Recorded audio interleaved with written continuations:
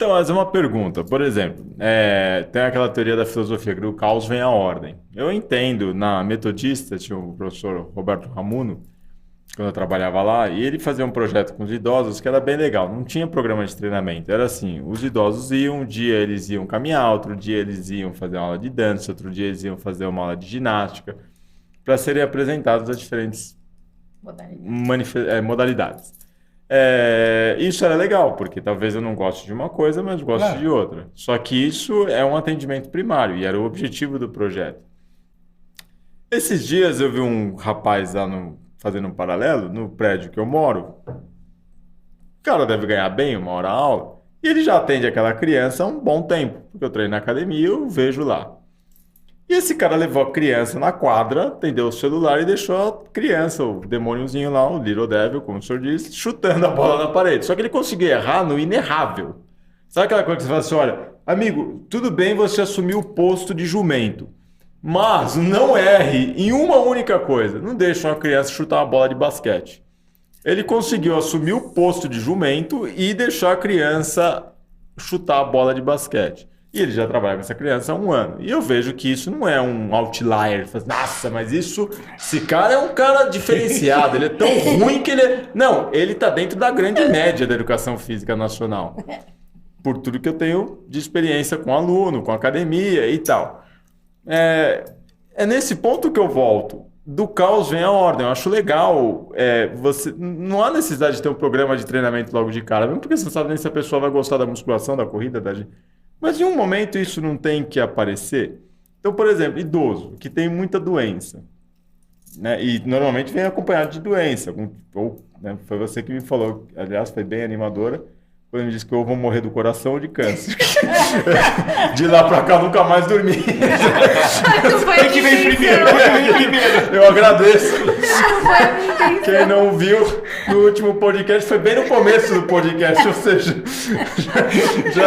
Já acabei com a energia ali, né, Polito? Desculpa, não foi a minha intenção. Não tem problema, mas o trauma fica. Quem bate esquece, quem apanha... mais prevalentes, né? Um idoso que vem com isso, é necessário uma periodização de treino, uma programação, um planejamento de treinamento, em algum momento. Como que você lida com isso? E depois eu queria ouvir a opinião do senhor, como que mescla o que é o caos e o que é a ordem. Porque senão, e aí eu vejo isso, né? Às vezes dando aula, eu falo assim, galera, vocês precisam controlar a carga, né? Percepção de esforço e tal. Ah, não, professor, isso a gente faz. Isso a gente faz deles é assim, trocar ideia com o aluno e não é que isso a gente faz. Ele pega o conceito que é todo robusto e traz o conceito para uma coisa, não, mas aí a gente pergunta se o aluno tá legal. Que é uma diferença muito grande. Então, quando a gente fala, ó, do caos vem a ordem, e eu estou entendendo o discurso de vocês que tem que ter uma... Mas o profissional, ele pode usar isso a favor dele. Falar assim, não, beleza, tá vendo? Ó, o importante mesmo é o cara tá feliz. E tem uma mescla dessas coisas. Quando que termina esse caos e começa a falar assim, ó, galera, agora eu preciso ensinar o que... Na verdade, acho que o segredo, como disse o professor, é a estratégia, né, Polito? Porque não tem como a gente largar tudo, né? E aí eu vou fazer uma pergunta para você. O médico não periodiza o ciclo da quimioterapia, da radioterapia para um paciente com câncer? Então, quando eu recebo um idoso com câncer, ele tem todo um ciclo, um cronograma para ser seguido. Que, claro, pode ter algum tipo de alteração no meio do caminho. Sim, é difícil a gente conseguir ter um tratamento que siga a risca, porque às vezes uma anemia aparece no meio do caminho, uma desidratação, alguma intercorrência que faça o médico remanejar o tratamento. Mas aquele tratamento tá para acontecer naquele período. E eu preciso garantir que durante aquele período alguns objetivos que foram pré-estabelecidos sejam atingidos. Então eu sei que em determinado ciclo ele vai ter maior manifestação de fadiga, maior manifestação de enjoo, de náusea, de queda de cabelo. Então alguns sintomas que vão aparecer de acordo com a característica do treinamento. Então de acordo com a característica do tratamento. Então eu preciso ajustar o treinamento de acordo com o tratamento do paciente. Então não tem como eu deixar o caos e falar, não, ele está se beneficiando. Eu preciso tentar buscar ao máximo o controle na situação para fazer com que o meu programa de treinamento leve. E esse controle vem do quê? Por exemplo, quais variáveis vocês pensam?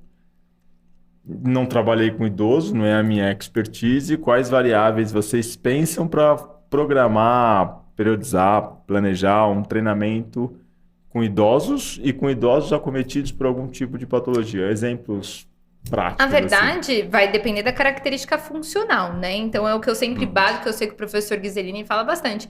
É a avaliação funcional que vai direcionar quais são as necessidades que eu preciso trabalhar durante aquele processo.